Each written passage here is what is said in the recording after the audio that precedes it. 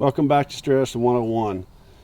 As we talked about earlier in one of our programs, Thanksgiving, that time is a very exciting time for us. We have a lot of our pro guys come in, and they come here to practice, and I'm honored by them being here. It humbles me because I've always wanted to be the steer wrestler that they actually are, and so to be able to coach these guys means a lot to me. I've got Josh Clark here with me, and if most of you in the steer wrestling world know Josh, extremely talented young athlete, extremely good steer wrestler, and it always gets me. We only get 15 guys at the national finals, Josh. And he got on the bubble this year and made a big run at him at the end of the year and ended up in 16th place. And so what that means for us is we're about a month out right now. And if anyone does drop out of the top 15, and we don't wish anybody any bad luck. I mean, they earn their way there, and we understand that. But in order for the 16th man to be prepared, we've been working just as hard, and you can kind of tell them some of the stuff that we do here and how we've prepared you for going to the national finals, basically. Right. When I got here at the end of the season, I didn't take any time off. I mean, I got straight in the gym. I typically go to the gym every morning for an hour and a half, 2 hours, and work out, come back and get ready to go practice that afternoon. And we have prepared just like I was going to the finals. If something were to happen and I get the opportunity to go, I'm going to be ready to go run one steer every night for 10 nights. And so it's been, we put in a lot of quality work, not only preparing for the NFR if I get to go, but also preparing for this next season in Denver and Fort Worth and San Angelo. We assessed basically the year that I had and the way things went.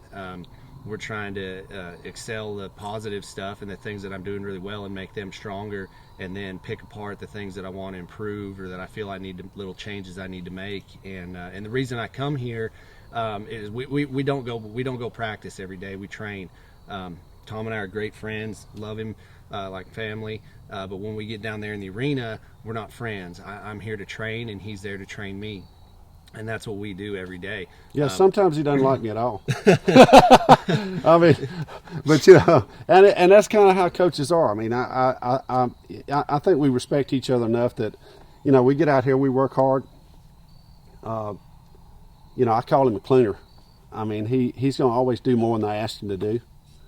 And that is there's a book out there, and it's called Relentless, and I've had him read this book.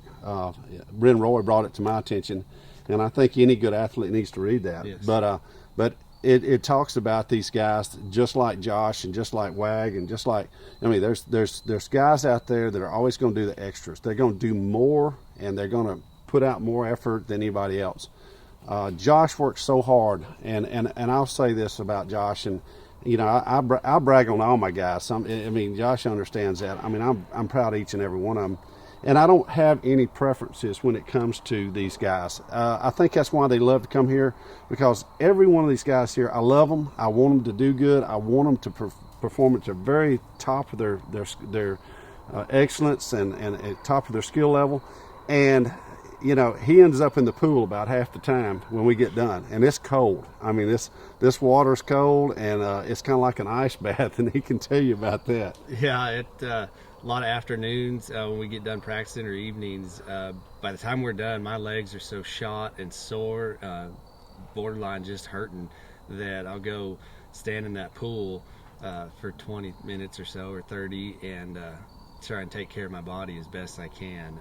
But that also is a testament to, whether we're down there for training for an hour, if it's just me and Tom, or if we're down there for 5 hours or 6 hours, everything we do, we put in 100% effort and really go to work and train hard. And sometimes you gotta get in a freezing cold pool so that you can get up and do it again tomorrow. And that's like, you take a typical day to day. I mean, we started at 8 o'clock this morning. A young man came here. He had some problems we had to work out. Josh is out there working with him, and I'm working with him, and so we're out there at 8 o'clock this morning, and now it's almost 5, and we're still after it. I mean, we were out there throwing steers before Rob came with the cameras, and so I mean, our days are long, and guys that don't do what we do wouldn't understand, because our practice doesn't revolve around going out and run 10 steers or 12 steers and jumping off our horse on 10 or 12 steers and call ourselves practicing. It just doesn't work like that. No, it's really quality practice or quality training. Everything we do is for a purpose, and all the drills you see us do, and the toys or tools that we use, the mule and the sticks and the belts and that stuff, there is a definite purpose as to why we do that, and we're working on specific, small, minute details in every one of those drills. And that's part of what makes Steer Wrestling 101 so great, and such a great style to put into your style. And he said something that we don't want to leave anything unturned. If we're in the practice, if we can do one more thing, and that we practice this, if we can find that one little thing that cuts 1/10 of a second off your run, whether we got it from Luke Branquino or we got it from whoever, John W. Jones or whoever, we'll steal it from anybody we can. That's right. And I don't mind stealing it, because everything we do we try to steal, But the thing about that is, I mean, we're open to all the possibilities, and I think that opens the school up a little bit differently, and this training program a little bit differently, because we are so open to all those things. Wouldn't you agree with that? Oh, definitely. I mean, Tom says it every time someone comes here for the first time. One of the first things he'll tell them is, we're going to learn as much from you as you are from us. No, I believe that. Because anybody that's had any kind of experience steer wrestling, they know something. They've got something that maybe we don't know, or that, they might show us something that we can go, hey, let's work with this, let's build on this. You got something really good going. And so, I mean, we're always open to new ideas and new training techniques, and always trying to change our style to be better, and build on what we have in the foundation that Tom's built with Steer Wrestling 101. Well, Josh is, he got on the bubble this year. It's not a place to be. It's not where he wanted to be. Certainly not where we had prepared to be. We trained differently. We trained to be not just in the top 15, but the top 1. That's very important. I mean, we've won the world 3 years now. Yeah. And I intend on us winning the world again with one of our guys. And we don't have any losers here. Right. They don't stay here. You know that. Right. I mean, the guys that come here are special, and we want them to, and I think, just like yourself, I mean, I don't think there's a better steer wrestler out there than this man right here. And if I'm sitting there with Wag, I say, I don't think there's a better steer wrestler here than that man right there. Or if Dakota Eldridge is here, I don't think there's a better steer wrestler, because I think every one of them bring to the table something special, something that they can do that's special. Yeah. And each one of them are built different. Josh is a big old stout guy, and we're constantly trying to make him smaller in the pen, more fluid motion, that kind of thing. We're always trying to make Wag bigger, or Rowdy Parrott bigger, or one of those guys bigger, and those are the things that we've just learned through the core strength and all.